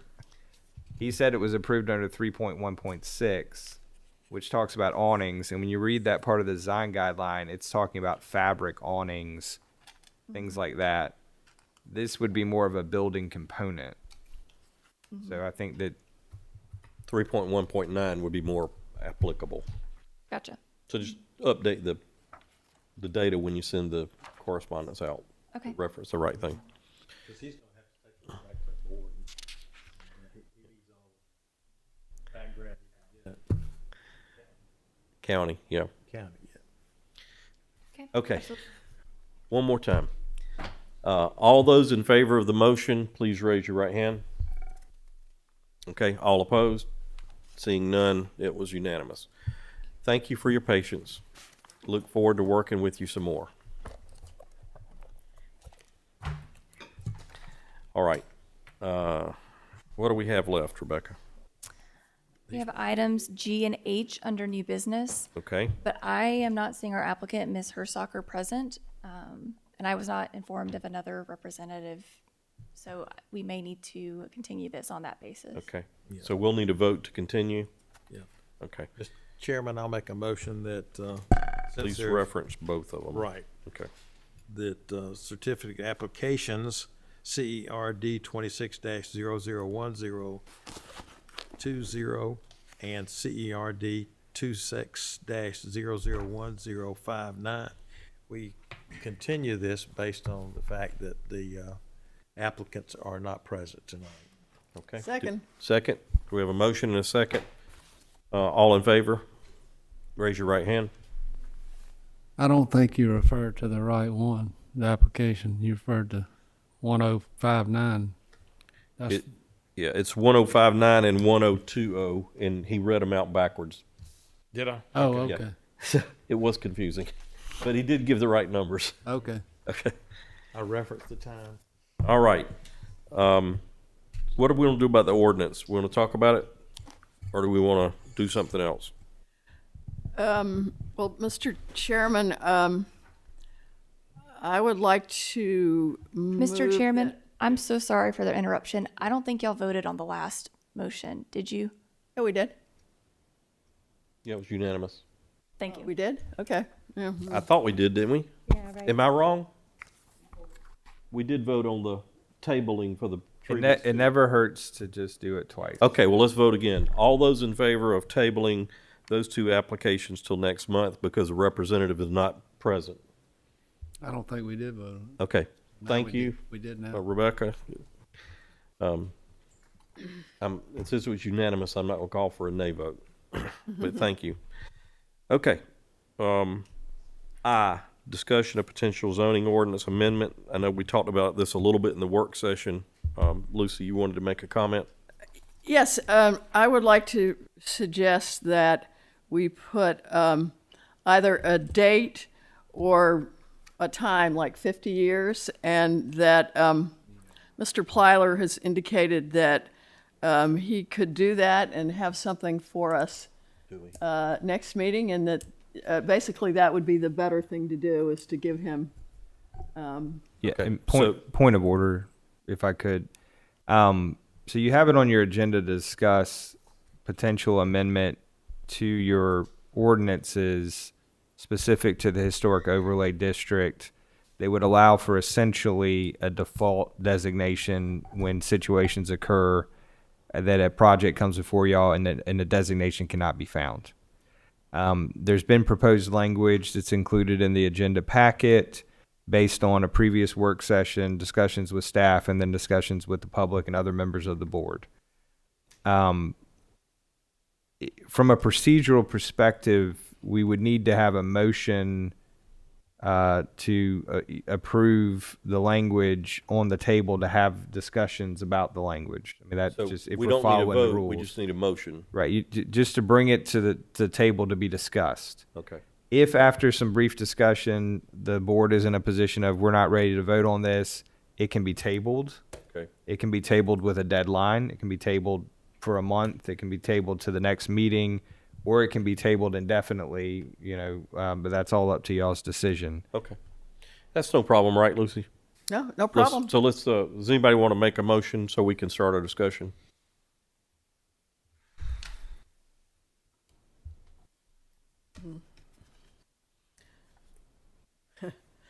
So the motion would be that with respect to the language here proposed, that we approve the language as submitted by our attorney. Okay. Have a motion, have a second? Okay, a motion and a second. Any further discussion? Yeah, further Please. discussion is that I propose that we continue this to next month to enable Mr. Plyler to incorporate some sort of a date or a time into this proposed ordinance. What kind of date did you have in mind? Well, So it either can be 1975, which happens to be, or actually 1976, 50 years, or 50 years. So I don't have huge, strong feelings either way, but that's basically the historic cutoff. So anything that's at this point built after 1976 is not historic. Okay.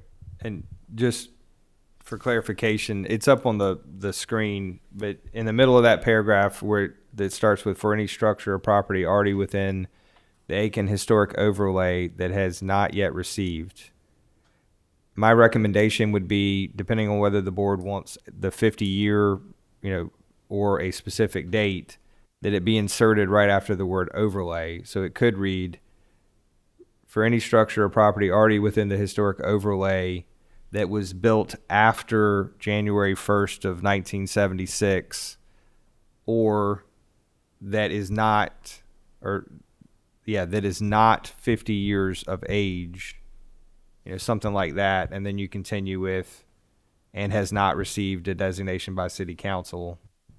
So then it's limiting it to properties after that, that fit into that date range, or ones that can get a default. And any other properties that would be older than that would have to go through the designation process. Is that kind of what you were? Yeah, that's right. Okay. Other discussion? What, Lucy? what if it was just, if it was landmark, it goes to city council, and if it's not landmark, then the DRB just decides? Can't do that. Yeah, so I was asked to research this previously, and the way your ordinance is set up, designations are established by ordinance because they're done by the city by ordinance. And only the city council can change that ordinance or give an ordinance. So they haven't given us the power to do that.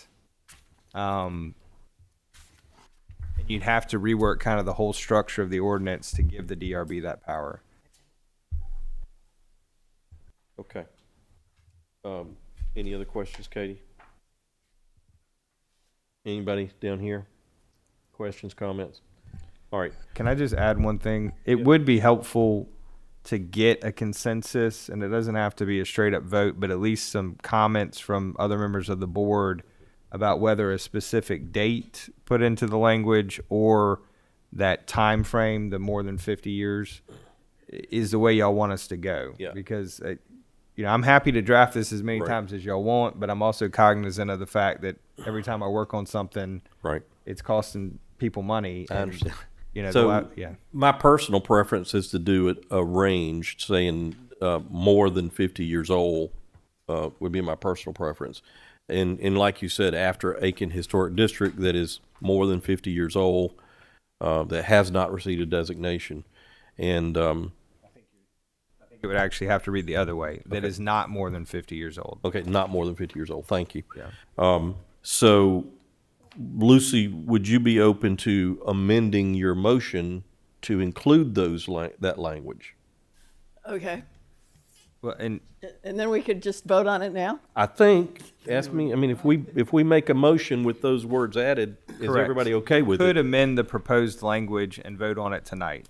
Or I was hoping from the discussion we'd at least just have a clear path that y'all want to go down. Right.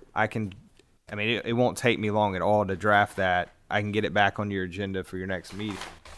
But either way is fine. I just want to get some guidance. I'm happy with amending it now and, being done with it. Other opinions? I agree. All right. All right, so if, with what the chairman said, going into the paragraph that's on the board where it says, for any structure or property already within the historic Aiken overlay, you could say, comma, that is not more than 50 years old, comma, and has not received a designation by the city council. That would be the words. Okay. Now, do we need to vote on the previous motion, or can we just get a new motion? So can I amend my motion to include Right. those words Yes. into the proposed ordinance? Since you made the Please. motion to Yeah. approve, you Yep. can I make accept that the motion. requested amendment. Okay. I second it. Okay. So we have a motion and a second. Any further discussion? I didn't ask if the audience wanted to speak, but please come forward, Linda. I've completely forgot about you, so please forgive me. Before we do the final deed. Okay, I actually like the date thing a lot better because it addresses some of my concerns I had about some barns and stables and things over by the training track that are definitely more than 50 years old, so now they're in good shape. Rebecca and I were looking at each other because just want to make sure that everyone understands this 50-year-old thing will not solve several of our problems. We've had some of those 1950s and 60s houses that have come before you. You know, we've got the one on Dupree right now that's Right. going through the process. So there will be some of the bomb houses. That's a bad way to call them, but the houses that were built immediately after the site came in that are scattered in the Winter Colony District, that don't have designations, but are more than 50 years old at this point, we'll still have to deal with them. But it will fix some of the things, like, didn't we have like a house on South Boundary that was fairly new that got caught in? So Right. it'll fix some of the problems. It won't fix all of them. Do you have But- another suggestion? Oh, no, Okay. because I actually like it in terms of it protects the things that are historic a lot better. Yeah. I mean, I wish we didn't do a default at all, or if we did, it was default to contributing. I think Mr. Plyler's heard me talk about that. But the 50 years at least has a historic basis. So I like that part of it. Okay. Thank you. Thank you. Okay. Could I ask a question as staff? Would that be appropriate? Suggestion, maybe?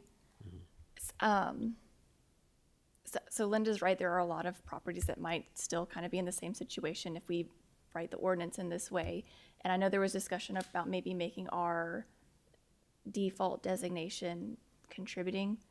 Would it be possible to say, you know, for properties that are older than that 50%, the default would be contributing? To and kind then- of take care of all of it? Yes, to take care of all the properties. And then if the property owner or the board felt that that was not correct, they could make the choice to go through that process before having their application reviewed. So if I may, if I'm hearing you correctly, what you're envisioning is essentially two sentences. One that would read, for any structure or property already within the historic Aiken overlay that is not more than 50 years old and has not received a designation, then it shall be considered a non-contributing. And then another sentence says, for any structure or property already within the historic Aiken overlay that is more than 50 years old and has not received a designation by city council, etc., it shall be considered a contributing structure. Yeah. That would you have be both possible? covered. Yeah, it's I like 100% that. possible. Yeah, I like it too. Do y'all like it? So I will say, Are you tired? 50 years isn't old. Well, for you and me, maybe. I mean, But that has been the guideline that You- is used pretty nationwide, I think, on. you're going to make mistakes the opposite way now. We might. In other words, you're gonna have something that's contributing that really isn't, and that's just the opposite of what you're concerned about. Is it being non-contributing when you really think it is contributing? The thing, And the thing about it is, you've got us to vote on it. right. If it's But we can't vote without a designation. And what we're trying to do is put some language I in the know, ordinance but- to but give I'm- us that ability. I'm just But saying, you're gonna. let me, and I hear what you're saying. The thing I like about the ordinance is that if we're doing our job right with WLA, there won't be anything That's true. I agree that with that. fits into this. We will know all of them. But if something is missed, or if, you know, there's this fallback language that kind of gives us some guidance so that we can either say, wait, this is a Bostwick stable and it's 100 years old, we need to go to city council with this, or because that's in, the provision is in there. If we see something that we not agree with, then we can say, it's going to have to go to city council, we can't vote on it. Or if we think that it's, you know, that it falls contributing or non-contributing and we can act on it, we have a designation in this new rewrite that we can act on it if we see feel like we should act on it. So I think this just enables us to take action where it's obvious. And that hopefully this provision would only be used after WLA finishes in rare circumstances. It still gives us a safety net. And that's all I'm seeing it as a safety net to try to Save to people move time. forward. Right. And if y'all see it differently, No, I speak agree. up. I think, yeah, I agree. Yeah. Because if the owner thinks it's non-contributing, then they can go through the process of making Of it making it, yeah. non-contributing. Or right. So, yeah, so they're, and, Okay, I got one more question. What if they want the Bailey bill? oh, well, it has to be contributing then, I think. And if I'm, but the way y'all's ordinance is written, if something's not more than 50 years old, it's not going to be considered historic anyway. David Blake wanted to say something. So, I mean, I think it's an excellent observation because we don't want to miss something in the conversation. But I think if y'all choose that 50-year mark, then you're okay because it wouldn't be historic to begin with. Secondly, if somebody's seeking Bailey bill approval and they find out about this, they can still go through the process of seeking a designation Right. from the city and getting something more stringent Okay. if it's needed. David, do you want to add a comment, please? I really want to get everybody's involved in this. I'm not trying to do the wrong thing here. I like the fact that everybody's being constructive about this. David Blake, 621 Magnolia. But I, after reading this amendment called Will Cook, someone you all know, this is a recognized authority on historic preservation. He's an attorney you're all familiar with. Anyway, he's written this, so I'll just read it briefly. It's more complicated than just the 50-year thing. There are many other things that you're charged to address. So here's what he writes. The proposed amendment is deeply flawed and should not be recommended by the Design Review Board. First, the absence of a formal designation by City Council does not mean that a property lacks historic significance. Confusion on this point is understandable, given that one, the city's historic resources inventory is severely outdated, and two, there is no complete list of contributing properties for city staff, property owners, or the public to review. Second, this type of amendment is premature, considering the ongoing historic resources survey that the city has commissioned to address these deficiencies in its lists of contributing properties. It is hard to understand the rationale for changing the preservation ordinance in a way that is intended to preclude review at this time. So he's recommending that you wait to see. And, by the way, I don't know if you all read front page news in City of Charleston. They have a similar study going on to update they found 775 more properties historic that are to be preserved in original context at all costs. And, to my mind, as we're learning more about the significance of the history here, this is the cash cow. And, you all are charged to protect these things. And this is an easy way to do it with the 50-year things, but let me continue with what he advises. Since the city last conducted a survey decades ago, some properties may have gained historic significance in the interim. For example, through historically significant events occurring on the site. In Virginia, we found that the governor of Virginia and Lafayette toured and came into a building. Nobody knew that. I mean, it went on the National Register as a result. This happens. Also archaeology, but Will reads on to say, or new information may have emerged that establishes significance previously unknown, such as an unidentified, such as the identification of a notable architect or property owner who resided there. The proposed amendment would effectively nullify the purpose of the survey by preemptively classifying properties as non-contributing before they can be properly evaluated. Next, what is intended as a savings clause, that is, allowing the Design Review Board to pause review if necessary for an unknown period of time, creates confusion by conflicting with the mandatory exemption language. If the goal is to streamline review, how an indefinite pause will help achieve that goal is not clear, especially given the board's informational disadvantage regarding whether any non-classified property is historic. An updated historic resources survey is the only way to fulfill this information gap and is thus the best way to streamline review. Furthermore, the amendment undermines the authority and responsibilities of the Design Review Board. City Council expressly charged the DRB with applying the ordinance's designation criteria to determine whether properties should be classified as landmarks, contributing or non-contributing resources, as you said.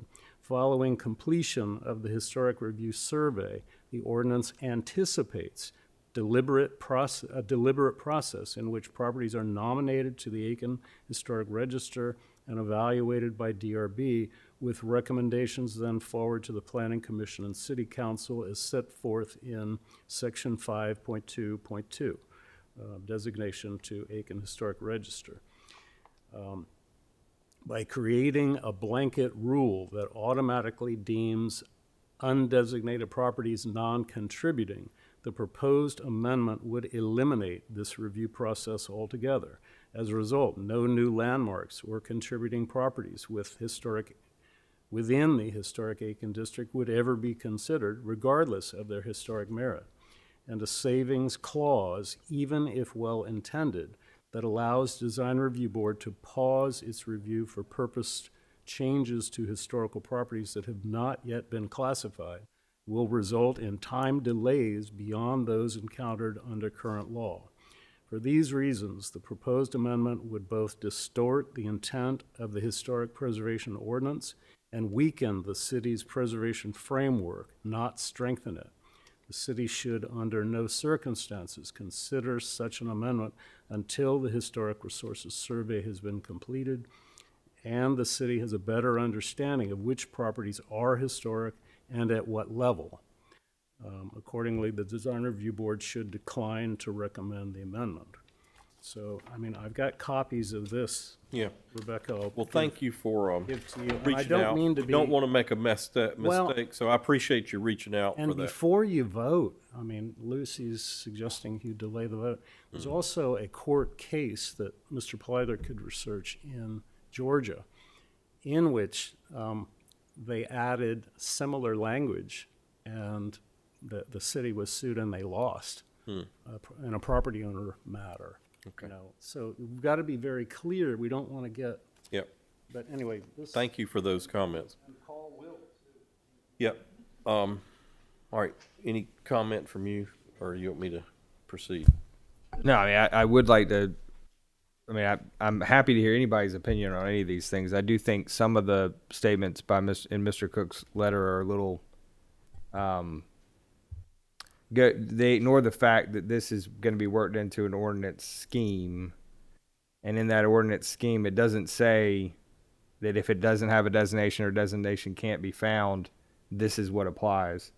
The preamble makes it clear that you have to comply with all the guidelines and all the designation criteria that's already built into the ordinance.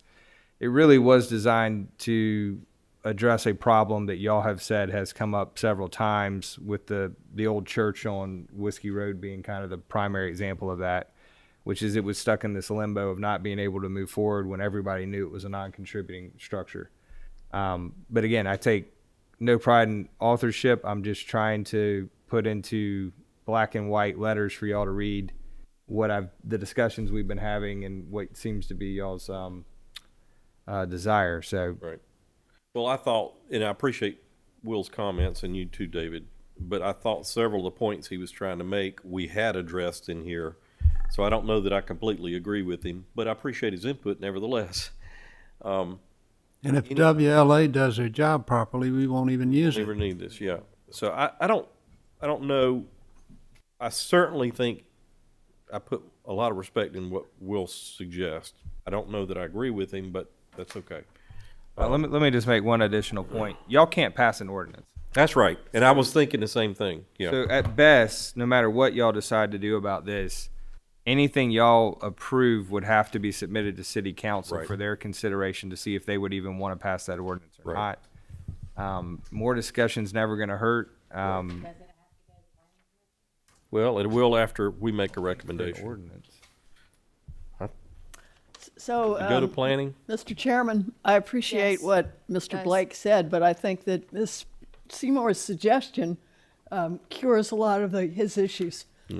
Excuse me. No problem. So, Lucy, I was going to ask you, since you made the motion, that if you want to withdraw the motion or change your motion in light of Mr. Cook's comment. Excuse me if I can talk. I would like to add Ms. Seymour's sentence. To the motion? Yeah, uh-huh. Okay. And since you're having trouble talking, we'll, do you have that? I'll have it on the recording. Okay. All right. I'll second it. Okay, and we still have a motion and a second. I like the fact that you pointed out that we're not in the business of making ordinance here. We're just making recommendations. So if city council feels like we've made a wrong recommendation, I hope they'll certainly rule accordingly or change it accordingly. So to be clear, what y'all would be voting on if the amendment is accepted is adding a sentence, or adding to the sentence that says for any structure or property already within the historic Aiken overlay that is less than 50 years old and has not received a designation by city council, and then the remainder of that sentence. And then a new sentence that would say for any structure or property already within the historic Aiken overlay that is more than 50 years old and has not received a designation by city council, for which no records can be found substantiating a designation, said structure or property shall be considered a contributing structure or property for purposes of the Design Review Board's application of the design review guidelines. okay. And, I did want to address the pause issue, and I can't put my finger straight on it, because, I mean, an unlimited pause of anything is obviously not good for anybody. Right. I think that's a great point. But I believe in your ordinances, it's based on if y'all need more information, y'all can continue it for a certain amount of time. And I'm trying to find that time frame in here, and it may be worth putting that in there. Yeah, but I think it has a cannot exceed. Right. Okay. And that's what I was trying to remember when I said 60 days earlier, is there are time limits on what we have to take some kind of action. Unless we're waiting on the applicant to do something, so we can say, Andy, go back and research something and get back with us in 60 or 90 days. But we have to be actively working these things within a time period. Okay, I'm gonna call for a vote on, Lucy's motion and John's second. All in favor of recommending to city council, the amendment to the ordinance, please raise your right hand. All opposed? Seeing none, it was carried unanimous. Thank you. And thank you, everybody, for your patience tonight. So, having said that, do I hear a motion that we adjourn? Okay. Adjourned.